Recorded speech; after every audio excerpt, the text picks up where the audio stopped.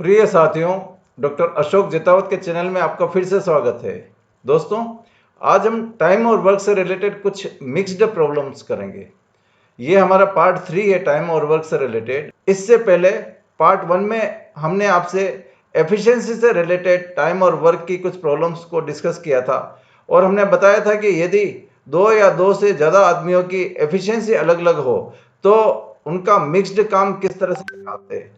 हमने देखा था कि यदि मान लीजिए सपोज ए एक काम को 10 दिन में करता है, बी उसी काम को 15 दिन में करता है, तो दोनों मिलके उस काम को कितने दिन में पूरा करेंगे। या फिर ए यदि एक काम को 10 दिन में करता है, बी उसी काम को 15 दिन में करता है और सी उसी काम को 30 दिन में करता है, तो तीनों मिलके उस काम को कितने दिन में पूरा करेंगे। कुछ हमने इस तरह के प्रॉब्लम्स भी किए थे कि यदि ए और बी एक काम को 7 दिन में करते हैं और ए अकेला उस काम को 12 दिन में करता है, तो बी उस काम को अकेला कितने दिन में करेगा। तो इस तरह की कुछ प्रॉब्लम्स जो एफिशिएंसी से रिलेटेड थी, यानी अलग अलग व्यक्तियों की एफिशिएंसी अलग अलग है, उनकी कार्य करने की क्षमता अलग अलग है, तो उनको जो मिक्स्ड एफिशिएंसी है वो कैसे निकालते हैं, वो हमने पार्ट 1 में देखा था। दोस्तों, पार्ट 2 में हमने आपको चेन रूल के बारे में बताया था कि चेन रूल होता क्या है और किस तरह से हम एक ही फॉर्मूले की मदद से कई सारे टाइम और वर्क से रिलेटेड प्रॉब्लम्स को सॉल्व करते हैं। और हमने आपको एमडीएच रूल भी बताया था। MDH means number of persons, number of days, number of working hours और काम। यदि ये दो अलग अलग कंडीशंस में अलग अलग पैरामीटर्स दे रखे हैं तो कोई भी अननोन चीज को हम निकाल सकते हैं। तो ये हमने पार्ट 2 में बताया था। और यदि आपने पार्ट 1 और पार्ट 2 को हमने नहीं देखा हो तो हम इस वीडियो के डिस्क्रिप्शन में हम दोनों के लिंक दे रहे हैं, तो आप उनको जरूर एक बार सुन लें, तो आपको पता चलेगा कि टाइम और वर्क से रिलेटेड प्रॉब्लम्स कितने इजी है। दोस्तों, आज हम कुछ मिक्स्ड प्रॉब्लम करेंगे। मिक्स्ड प्रॉब्लम मीन्स जो प्रॉब्लम्स पार्ट 1 और पार्ट 2 में कवर अप नहीं हुई थी उनको आज हम करेंगे और हम देखेंगे कि कुछ ही सेकंड्स में कैसे कठिन से कठिन प्रश्नों को हम हल कर सकते हैं। तो आइए चलो दोस्तों, हम मिक्स्ड प्रॉब्लम करते हैं। क्वेश्चन नंबर 1 में दे रखा है ए एक काम को 12 दिन में पूरा करता है। तो दोस्तों, हमने जैसे आपको बताया था कि कोई भी व्यक्ति यदि किसी भी काम को 12 दिन में या 10 दिन में या जितने भी दिन दे रखा है, तो एक दिन में उसका काम क्या हो जाएगा, जितने दिन में वो उस काम को पूरा करता है उसका उल्टा। तो यदि ए एक काम को 12 दिन में करता है तो ए एक दिन में ए कितना काम करता है, 1/12 भाग। ठीक है दोस्तों।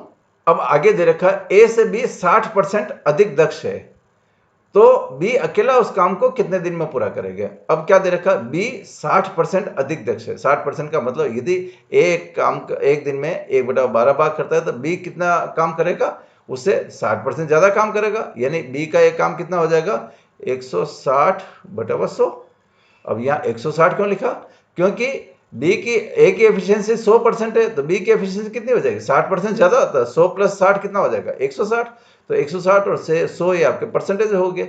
तो ये जो है ना, ये 1/12 तो हो गया ए का काम, और ये 160/100, तो ये दोनों को मल्टीप्लाई कर लेंगे तो ये बी का काम हो जाएगा, एक दिन का काम हो जाएगा।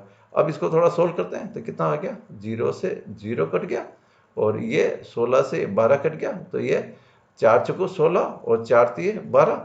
तो ये कितना हो जाएगा दोस्तों, 4/3 × 10। ये फिर 4 को 10 से काटेंगे तो कितना आ गया, 2 और 5।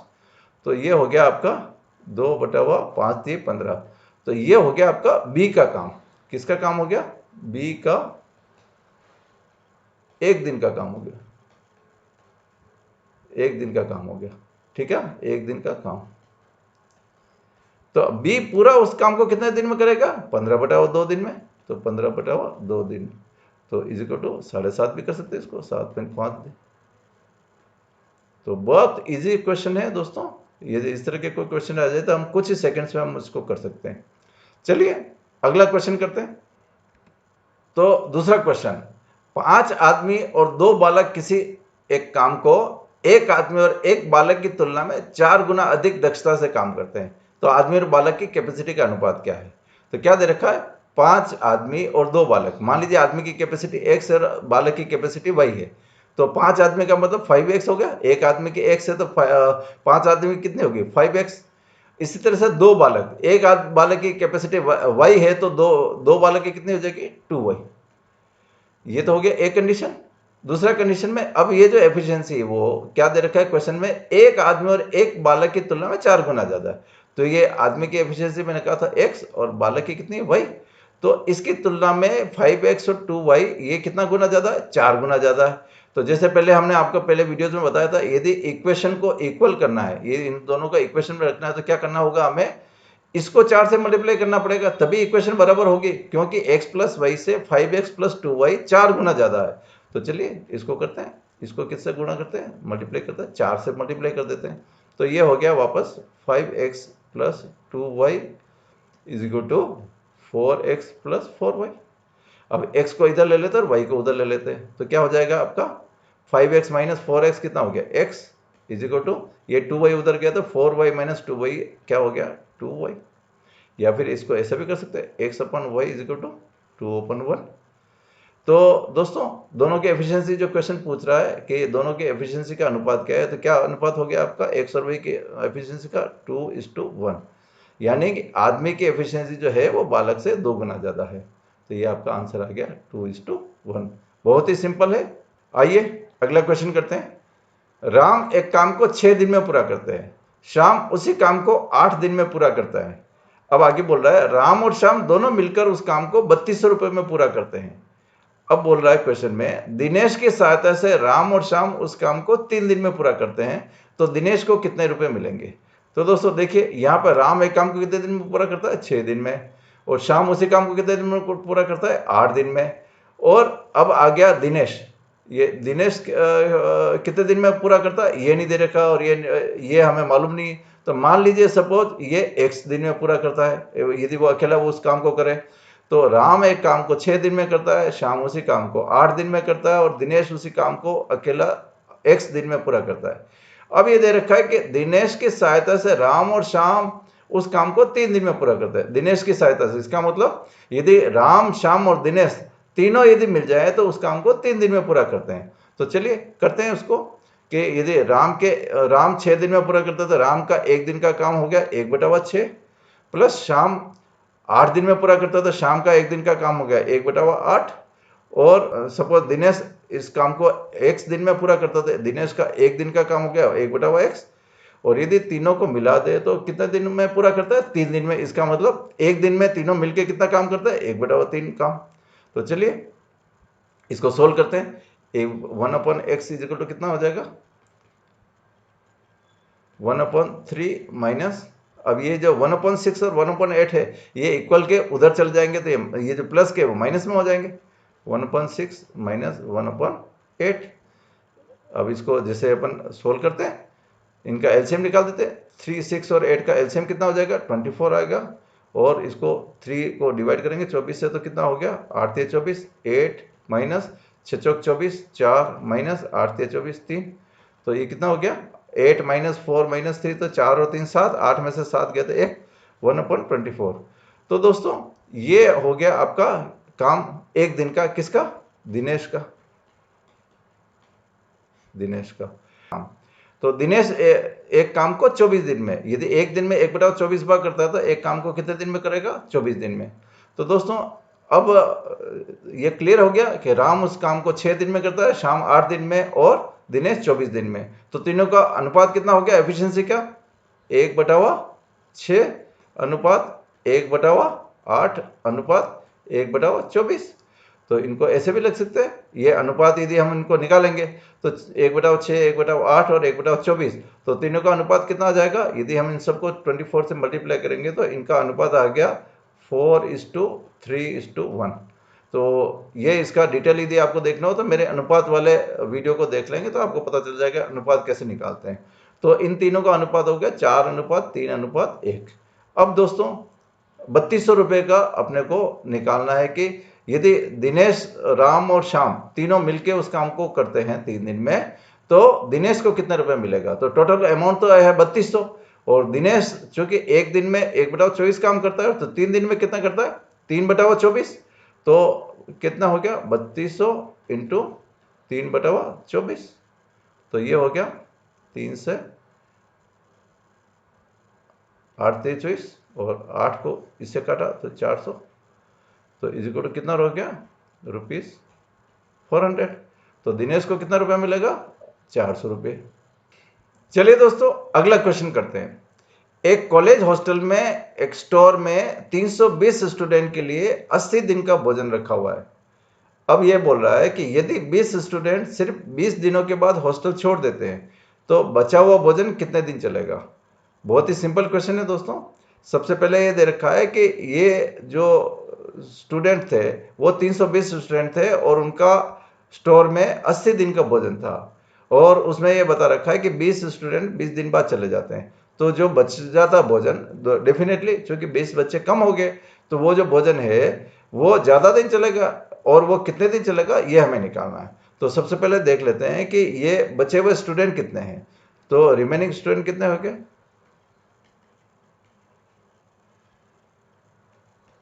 रिमेनिंग स्टूडेंट कितने हो गए दोस्तों? पहले कितने थे? 320, और अब 20 चले गए, तो कितने बच गए? 300 स्टूडेंट। इसी तरह से रिमेनिंग डेज कितने हैं? रिमेनिंग डेज कितने हो गए?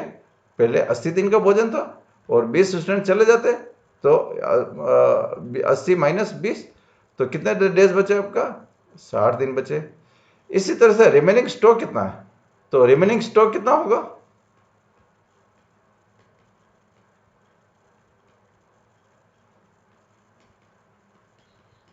कितना होगा? टोटल स्टूडेंट कितने थे? 320, और 320 स्टूडेंट का 20 दिन का तो ऑक्यूपाई हो गया, क्योंकि 20 स्टूडेंट तो 20 दिन तक रहे, तो बाकी बचे हुए कितने दिन है? 60, तो 320 इंटू 60। तो दोस्तों ये जो रिमेनिंग स्टॉक है 320 इंटू 60, ये कितने स्टूडेंट के लिए चलेगा? 300 स्टूडेंट के लिए। अब वो कितने दिन खाना चलेगा ये देख लेते हैं। तो क्या हो गया? 300 स्टूडेंट बचे हुए इंटू, मान लीजिए वो x दिन तक खाना चलता है, तो is equal to 300 into x is equal to 320 into 60। तो यहाँ से x की वैल्यू निकल जाएगी, x is equal to 320 into 60 upon 300। ये 300 उधर से आ जाएगा तो नीचे आ जाएगा, ये 0 से ये 0 कट गया, ये 0 से ये 0 कट गया, और 3 से 6 काटा तो 2 आ गया। तो इज इक्वल टू 32 इंटू 2, तो कितना हो गया? 64 डेज। तो देखिए टोटल खाना जो बचा हुआ है वो चलेगा 64 डेज, और पहले कितने दिन चलना था? 60 डेज चलना था। तो कितना एक्स्ट्रा दिन चल रहा है? 64 minus 60 is equal to 4 days. बहुत ही सिंपल क्वेश्चन है दोस्तों, 4 दिन एक्स्ट्रा चलेगा। चलिए एक क्वेश्चन और करते हैं। एक ठेकेदार एक काम को 75 दिन में पूरा करने के लिए 60 आदमियों को हायर करता है। अब आगे बोल रहा है कि 25 दिन बाद उसको पता चलता है कि काम का सिर्फ 1/4 भाग ही पूरा हुआ है। तो अब उसको पूरा काम करने के लिए बाकी कितने अधिक आदमियों को आवश्यकता होगी? तो दोस्तों बहुत ही इजी क्वेश्चन है। सबसे पहले ये देखते हैं कि 75 दिन थे, टोटल डेज कितने थे 75 दिन में काम करना? 75 डेज। और इसमें ये बोल रहा है कि 75 डेज के लिए कितने आदमी हायर किए उसने? 60 मैन। अब 25 दिन बाद, मतलब 25 दिन में तो सिर्फ 1/4 काम में हुआ। अब 25 दिन में 1/4, अब डेज कितने बचे? 75 माइनस 25, तो इसका मतलब 50 डेज। अब 25 मतलब है कि 50 दिन में उसको कितना काम करना? Total work minus 1/4 is equal to 3/4 काम करना। तो दोस्तों देखिए 25 दिन में काम हुआ 1/4, और 50 दिन में उसको काम कितना करना? 3/4।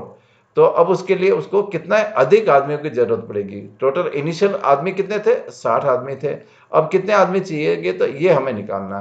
तो देखिए दो कंडीशन होगी, एक तो हो गया यहाँ पे मैन, दूसरा हो गया आपका डेज, और तीसरा हो गया वर्क। तो सबसे पहले मेन कितने आदमी थे आपके? उसके 60% थे। कितने दिन थे? 25 आदमी शुरुआत में काम किया 25 दिन, और काम कितना था? 1/4। अब आदमी कितने चाहिए ये हमें निकालना है, कितने आदमी चाहिए। लेकिन बचे हुए दिन हमें पता है कि 50 दिन बचे हुए हैं, और काम कितना बचा हो? 3/4। तो सीधा सा जो हमने पहले आपको बताया था चेन रूल या MDH फॉर्मूला, इसमें इनकी वैल्यू रख देते हैं। तो वो क्या था? M1 D1 H1 upon W1 is equal to M2 D2 H2 upon W2। तो इस फॉर्मूले में अपन वैल्यू रखेंगे तो बहुत ही इजीली हो जाएगा। लेकिन अब यहाँ पे चूंकि नंबर ऑफ आवर्स नहीं दे रखे तो इसको हटा दे दोनों तरफ से। इसी तरह से बाकी का सारा चीजें दे रखी, 1 2 3 1 2 3 3 3 दोनों तरफ दे रखी। तो शुरुआत में मेन कितने थे 60, दिन कितने हैं 25 और काम कितना है 1/4 इज इक्वल टू। अब दूसरी कंडीशन, नंबर ऑफ पर्सन कितने x हमें पता नहीं, इनटू नंबर ऑफ डेज कितने 50 और काम कितना है 3/4। तो चलिए x की वैल्यू निकालते हैं। x इज इक्वल टू क्या हो जाएगा 3/4 नीचे था ऊपर आ जाएगा 3/4 इंटू ये जो था 60 इंटू 25 एज इट इज रहेगा और ये 50 नीचे आ जाएगा डिवाइड बाई 50 नीचे आ जाएगा और ये 1/4 ये ऊपर चला जाएगा तो इंटू 4। तो इसको थोड़ा सा सोल्व कर देते हैं। 25 को 50 से काटा तो 2 आ गया, इससे ये 4 से 4 कैंसिल हो गया और ये जो 2 से आ गया ये 60, तो ये काटेंगे तो 30 आ गया इज इक्वल टू कितना हो गया 90 एम्प्लॉइज। एस कितना आ गया 90 एम्प्लॉइज और शुरुआत में एम्प्लॉइज कितने थे 60%, तो एक्स्ट्रा आदमी कितने चाहिए 90 माइनस 60 इज इक्वल टू 30% चाहिए। तो आंसर कितना आ गया 30। बहुत ही सिंपल है। चलिए अगला क्वेश्चन करते हैं। एक पानी के टैंक में 3 इनलेट है। इनलेट ए इस टैंक को 30 मिनट में भरता है। ए कितने मिनट में भरता है 30 मिनट में। इनलेट बी उसी टैंक को 40 मिनट में भरता है, तो बी कितने मिनट में भरता है 40 मिनट में। और तीनों एक साथ उस टैंक को 13 मिनट और 20 सेकंड में भरते हैं। तीनों का मतलब ए प्लस बी प्लस सी कितने मिनट में भरते हैं 13 मिनट और कितने सेकंड 20 सेकंड। 13 मिनट और 20 सेकंड, तो ये कितना हो गया 13 प्लस ये 20 सेकंड है, इसको मिनट में कन्वर्ट करते हैं तो 60 का भाग दे देता है, तो ये कितना हो गया 1/3। तो इज इक्वल टू 13 सही 1/3, या इसको ऐसे भी लिखते हैं 13 39 और 1 40/3 40/3 मिनट। तो ये हो गया आपका a प्लस बी प्लस सी, यानी तीनों मिलके 40/3 मिनट में भरते हैं।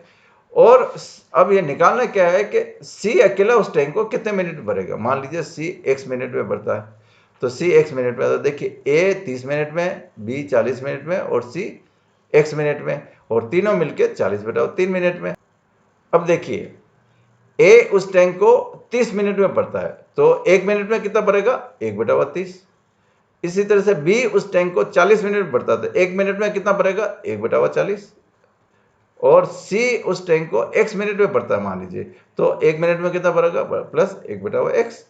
और अब ये तीनों मिलके उस टैंक को कितने मिनट में भरते 40/3 मिनट में, तो 1 मिनट में कितना भरेंगे 3/40।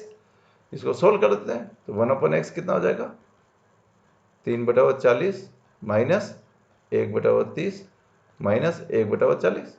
ये जो है ना 1/30 और 1/40 ये उधर चले गए, तो 1/x कितना हो जाएगा 3/40 माइनस 1/40, तो ये हो गया 2/40 माइनस 1/30 2/40। तो इसको ऐसे भी कर सकते हैं, इसको थोड़ा सिंप्लीफाई कर दिया तो 1/20। तो अब 1/x कितना हो गया 1/20 माइनस 1/30। तो या फिर इसको ऐसे भी कर सकते हैं, थोड़ा सिंप्लीफाई और कर देते हैं, 60 एलसीएम आ गया, तो ये 3 माइनस 2 इज इक्वल टू 1/60। तो 1/x कितना आ गया दोस्तों 1/x इज इक्वल टू 1/60। तो इसका मतलब ये है कि ये C अकेला उस टैंक को कितने मिनट भर गया, इसका वापस उल्टा कर दिए तो x इज इक्वल टू 60 हो गया 60 मिनट। ये आपका आंसर आ गया, कितना आया 60 मिनट।